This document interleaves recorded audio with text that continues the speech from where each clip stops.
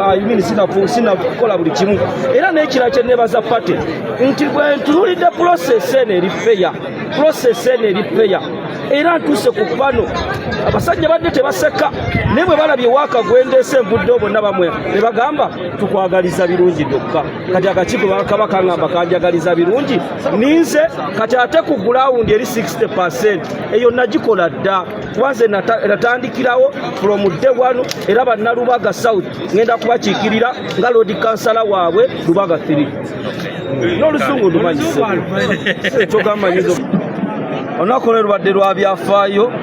abamu baali baloza ndi mu katemba nga nsigadde ku baka bwa palamenti abantu babiri bawanduse we balabye nti Katongole ndi serious omu avudde mu leesi mulimu Njuba Nuwa mulimu ne Sebunya Fred bavudde mu leesi ne bagamba Julius Katongole ddala n'asasulwa ki naze mbagaye si kyakusasulwa tubula banazze mu vetting process nesiga buli kimu banange tuuse wali abasajja nembayira zifayiro zange zino nazze netegese nembagamba neddala basajja mmwe kubanga olina okubeera factual olina okuba ne evidence bwe bangayise wakolera ki struggle nembikula nembalaga omu naaga akasajja kano kalina waaka nembalaga wano byonna ebintu byengabye Katongole Foundation nibanga ate wayamba n'abekoboko wayamba ne banafa nembagamba nze ndi international ndi wa Uganda naye abamu bali wali batidde bendi nabo naye mbasuubiza nja kubabeereramu tubeere nga tutambuza nebaza ekibiina kyange ekya National Unity Platform okubeera nga kibaddewo mu process eri fair eri democratic era fe abanupu president ekintu kiri superb ground work eyo 60% oyinza okugamba nti Katongole tali ku ground tayagalibwa abantu olaba bakabye nga nvudde ku baka ba parliament ne kati bakaaba ne mbasuubiza bannalubaga south 3 abantu wa Najja 1 Najja 2 Mutundwe na Teete ngenda baweereza ng'omukulembeze ow'enkizo kyekyakoje ku bubaka ensonga y'obubaka ba parliament okuvaako nze omanye ebiseera ebisinga nze najja kujjako Museveni naye wabeerawo ba coach wagamba naye gwe musajja gwe local government eyo soogitambuza bulungi sokodde wano tukuteeketeeke nga nyiza ogaana ate akalulu ngenda kutambula ka Uganda yonna nga tunoonya aka president wange Robert Kyagulanyi nga noonya aka Shamimu Malende noonya aka Alice Nannungi noonye abo abantu ab'enkizo okulaba nti Uganda tugikyusa okulaba nti eggwanga lyaffe litereera.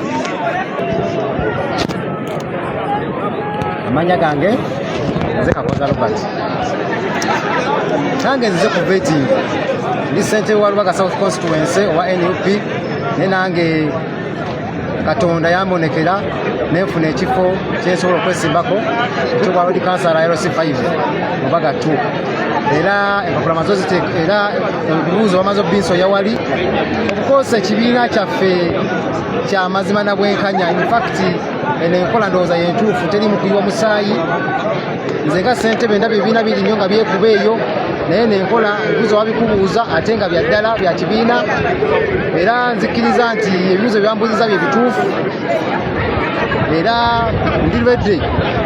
naye n'abasifunye tiketi ndirwedde okusimba emabega w'omuntu nga n'abagifunye kubanga enkola ngirabye nga nnuŋŋamu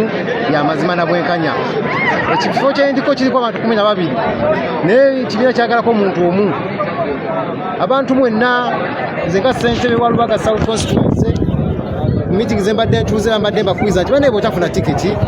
munnange dde emabega w'omuntu akoze eki kubanga omulamu gwaffe mukulu si gwa bifo bino gwa kununula Uganda Robert Kyagulanyi Ssentamu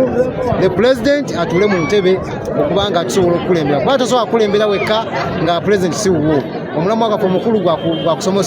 gwa kusomosa president atule mu ntebe era nze nga ssentebe omulimu gwe nnina omukulu si gwa kalulu akange omulimu gwe nnina omukulu gwa kunoonyeza Robert Kyagulanyi Ssentamu president akalulu kwa president 2026. Naye ebibuuzo byo babitusoyeza naye kitiibwa kya Mukama nze nga ssentebe ate nga njagala ekifo ky'obwa Lord Councillor funye abantu abanviiramu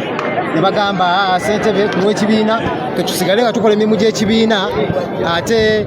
gwe genda ku kifo ekyo kuba ekifo kiri kimu kyokka ate tuliko abantu 12. Mukama nnyambye lowooza abamu banviiriddemu era bawandiise nti baviiriddemu Kakooza Robert nga ssentebe waabwe kubanga tubadde tukola ffenna.